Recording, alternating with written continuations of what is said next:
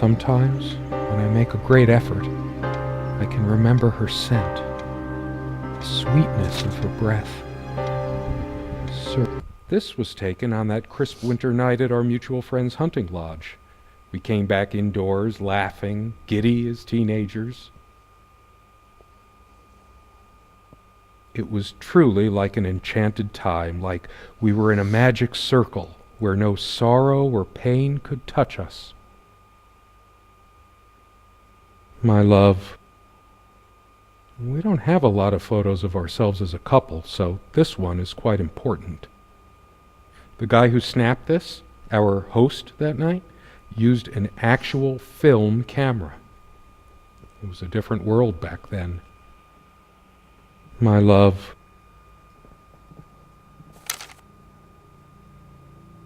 the furniture. Sometimes she would brush her leg against mine under the table when we were eating. A curious, sensual thrill. The table is worn but sturdy, just like our relationship was. Or is. I just don't know anymore. Our dining table. Quite modest, but if it ain't broke, don't fix it.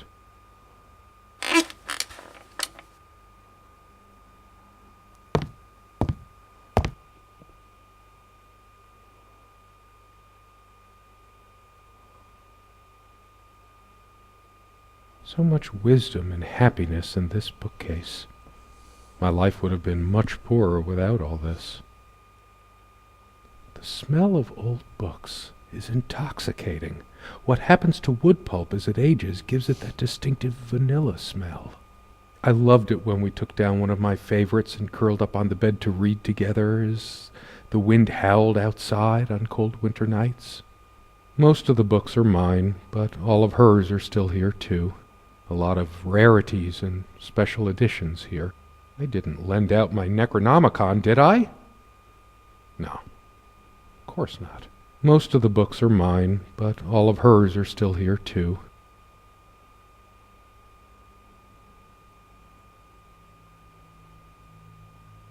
So many afternoons spent in this armchair. Come sit with me. I want to talk. And cuddle. What did we talk about? Damn this fallible memory of mine. The most comfortable spot in the cabin, well, along with the bed, of course. I can imagine her cuddling up to me even now, putting her hand under my shirt. Of course, we made love here, too. There was no place in the cabin we didn't before things deteriorated. The most comfortable spot in the cabin, well, along with the bed, of course.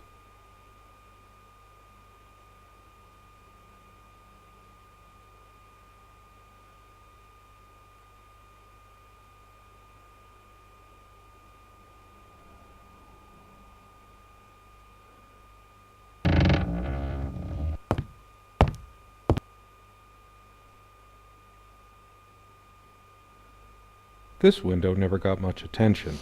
Then again, the view isn't nearly as spectacular. Priorities, right? I guess it's covered with grease and grime from cooking, mostly. I can make out nothing through this window. There was a time, long ago, that all this disrepair felt oddly homey. All the windows are drafty, but like everything else, we just got used to it. We liked it, even. I can make out nothing through this window.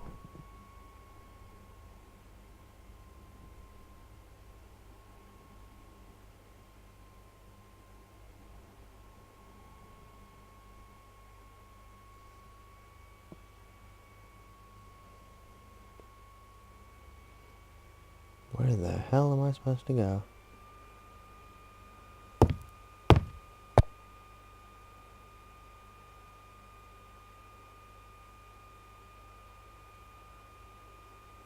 No, I don't want to leave right now. There's still something for me in here. I better stay in case Serena comes back. There's always a chance she might return. There's nothing for me out there. This door has been creaking for years. One of the many things I promised I would fix.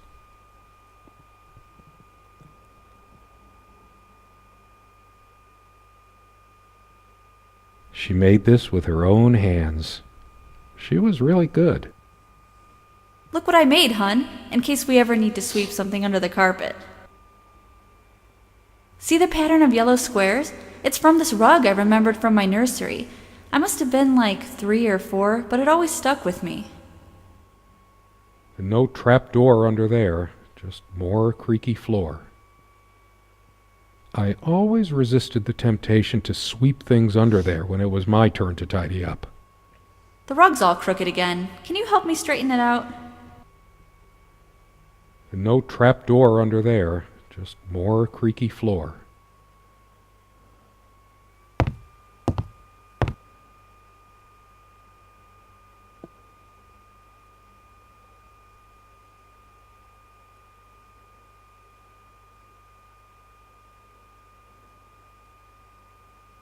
Something draws me to this trunk.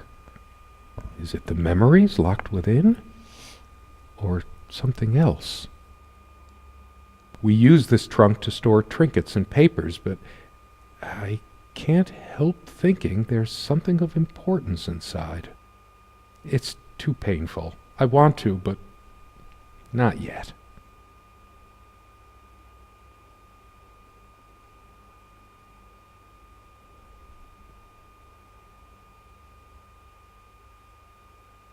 "Come, love, with peace in your heart," said Niamh of the ice-blue eyes. Blue eyes. It's based on an Irish folk tale. Warrior poet O'Sheen goes to Tirnanog, a Celtic otherworld known as the Land of Youth and Promise. Niamh is of the Fey folk, the fair ones, fairies. Weird mix of doggerel and artistry. The elemental imagery is evocative, but the language and structure are a bit quaint. Still, some lines jump out at you. I've always been drawn to things that are kind of both good and bad at the same time. Maybe because that's so like life. My grandma introduced me to these old legends when I was just a kid, in between stories of what she could still remember of her childhood in the old country. Weird mix of doggerel and artistry. The elemental imagery is evocative, but the language and structure are a bit quaint. Still, some lines jump out at you.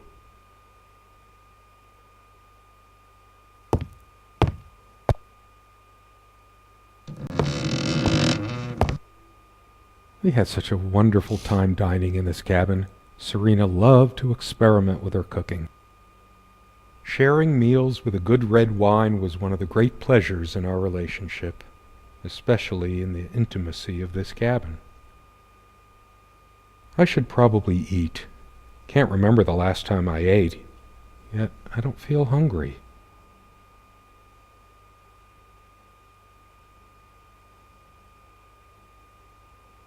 I have more pressing things on my mind right now than culinary exploits. Culinary? The stove looks like something from World War I.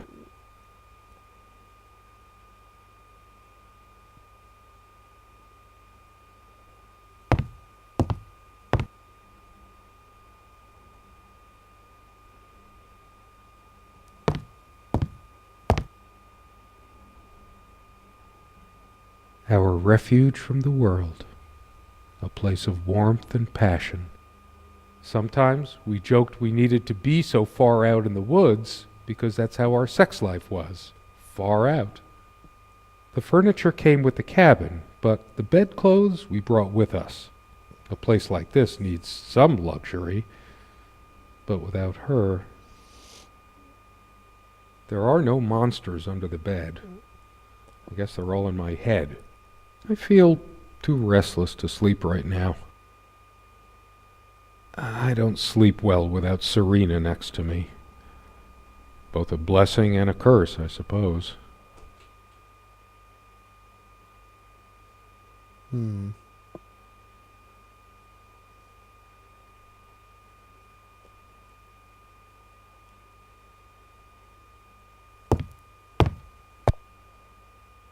Quite a large armoire for our admittedly Spartan needs. She uses most of it. We all have our skeletons in the closet, but not Serena. She was perfect. I'm not sure why, but I don't feel like opening it. The sole thought of it drains what little energy I have left in me. Maybe later. There's nothing of interest inside the closet anyway. I'm a casual dresser. No need. She used to keep magazines, paperback novels, usual stuff on these nightstands when we were staying here. Good night, love. She would always bring her reading material like I did. Why are these nightstands so empty? Dust everywhere. The amount of dust on it might make me hack up a lung.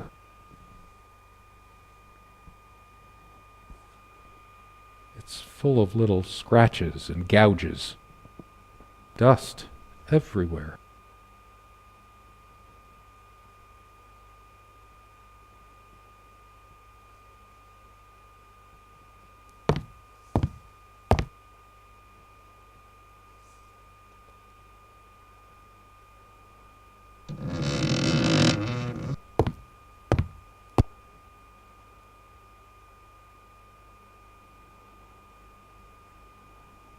It's a beautiful day, though there's an unnatural calm surrounding the area.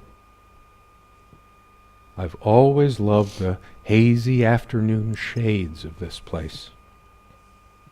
It's deep into summer, so there's a few hours left until it gets dark.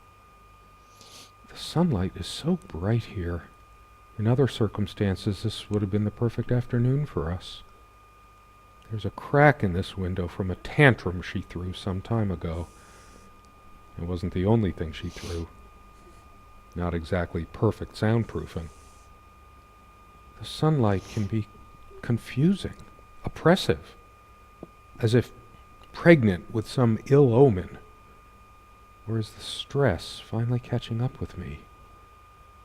The sunlight is so bright here. In other circumstances, this would have been the perfect afternoon for us. The clock is a trophy from our flea market adventures. Chalk this particular purchase up to "Every cabin needs one." The ticking begins to feel homey after a while. The first night was a nightmare, though.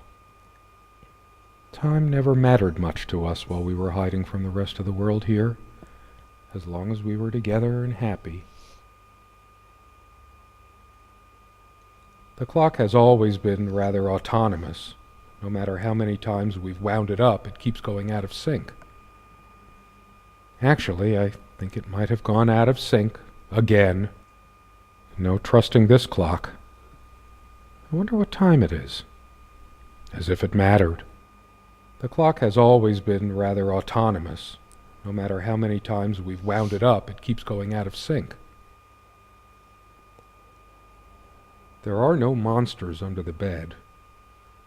We used to keep a pitcher of water and a glass on this nightstand, but they're not here now. There's a thick layer of dust and an almost invisible outline where we kept the water pitcher. It hasn't been long enough for so much dust to accumulate, has it?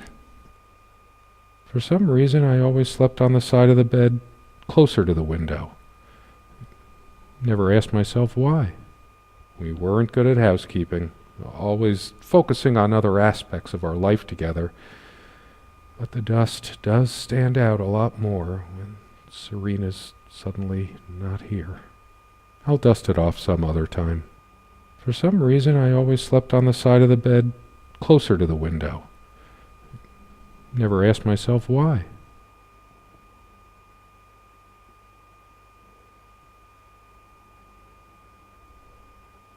Hers. I used it too, when shaving. There's only an outhouse, and for some reason, whoever erected the rickety thing didn't think to include wall-to-wall mirrors, so this came in handy. Should I dust for fingerprints? I might if I were in a detective story. After all these years, it permanently smells of her and her perfume. The last thing I need now is to see myself in the mirror. I must look awful. There's dust on this, too. It's everywhere. After all these years, it permanently smells. There's a strand of blonde hair in the comb. Yes, blonde hair like sun rays. I'm remembering. What's wrong with my memory? Did I have a stroke?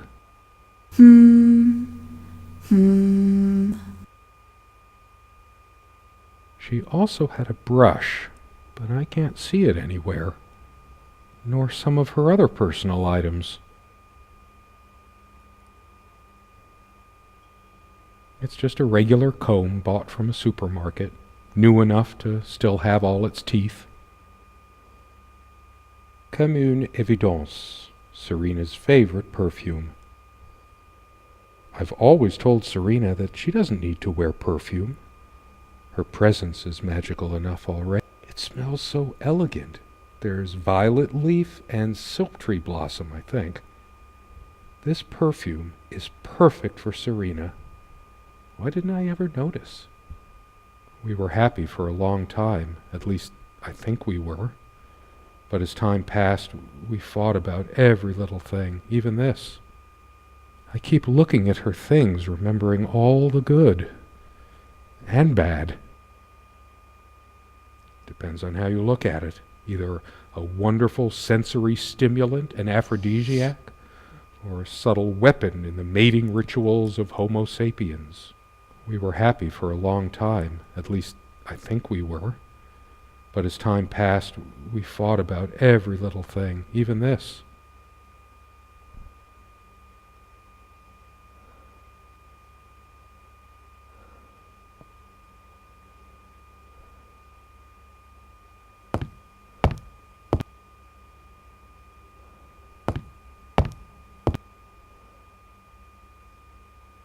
I could tell plenty of stories about this table. To be honest, I'm surprised it's still in one piece.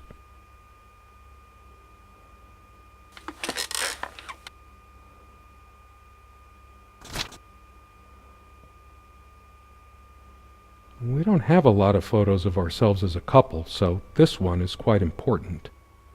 The guy who snapped this, our host that night, used an actual film camera. It was a different world back then. The dining table was well worn even when we acquired the cabin. You could tell from its appearance that it had been the centerpiece of many happy occasions, and there were many more to come. Our dining table, quite modest, but if it ain't broke, don't fix it.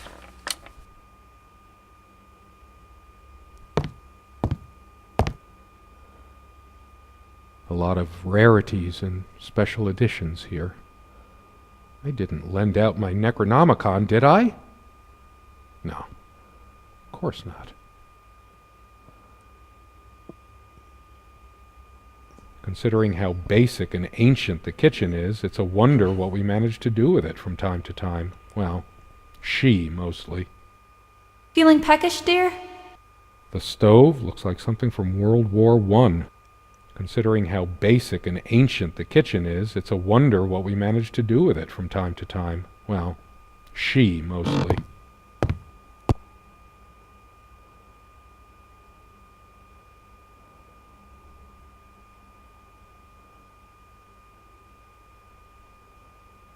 I have this gut feeling that I shouldn't leave just yet. There's nothing for me out there. I always resisted the temptation to sweep things under there when it was my turn to tidy up. Don't think Serena would approve of me making an even bigger mess of the clothes in here.